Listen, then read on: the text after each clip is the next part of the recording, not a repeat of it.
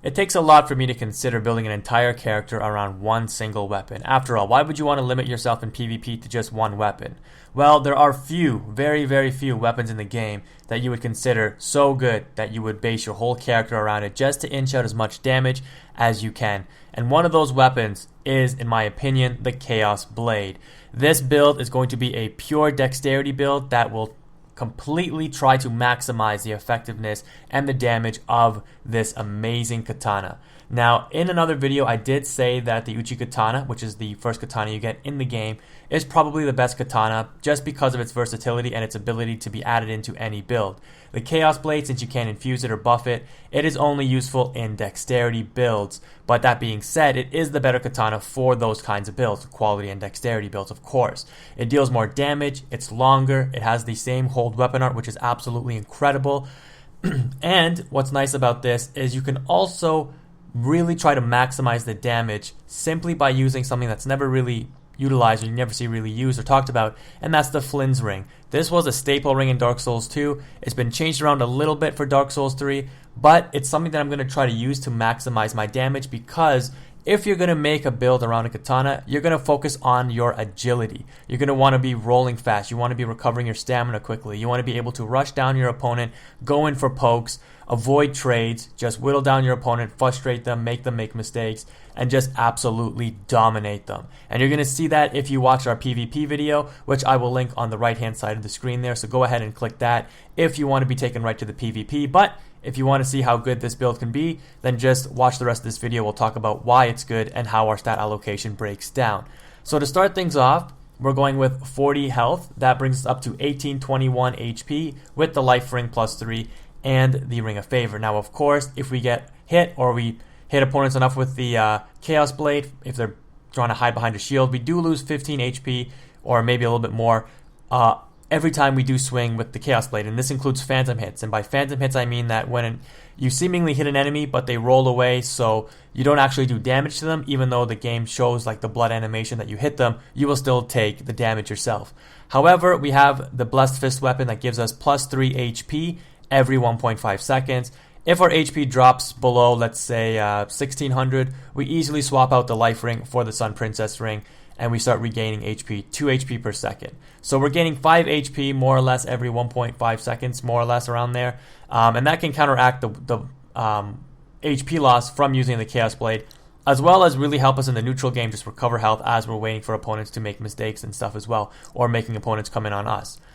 With that said, the Flynn ring is also used, like I mentioned, to gain roughly 26 points of damage, it looks like, which is quite significant. If you want, you can also use the Leo ring, or if you don't think you need the stamina ring, you can opt for the Leo ring as well.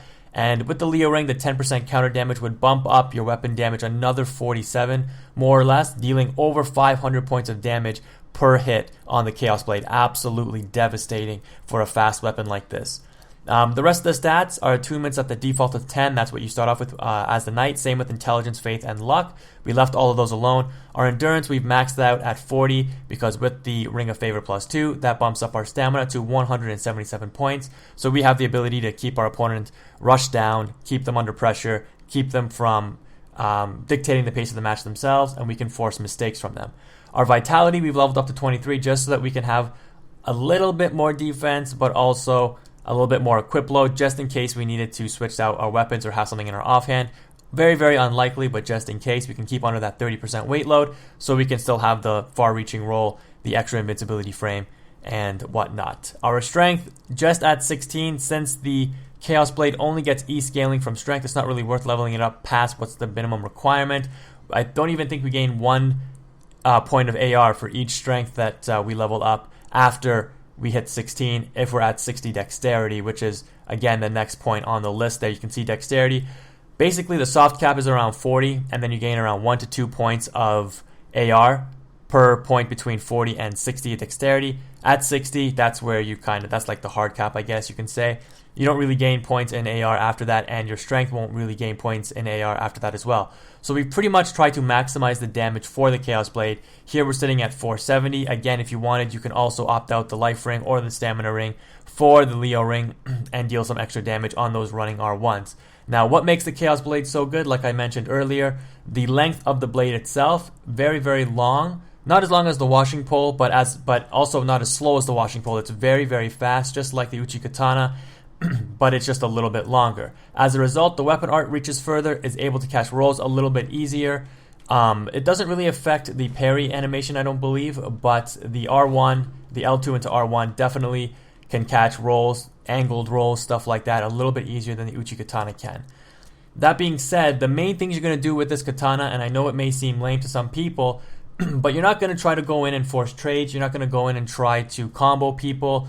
You're gonna wait and play patient. You're going to pick your moments. What's really nice about katanas is their thrust attack into the rollaway is very, very fast. You recover extremely fast from this running R1, and you can roll away to safety right after.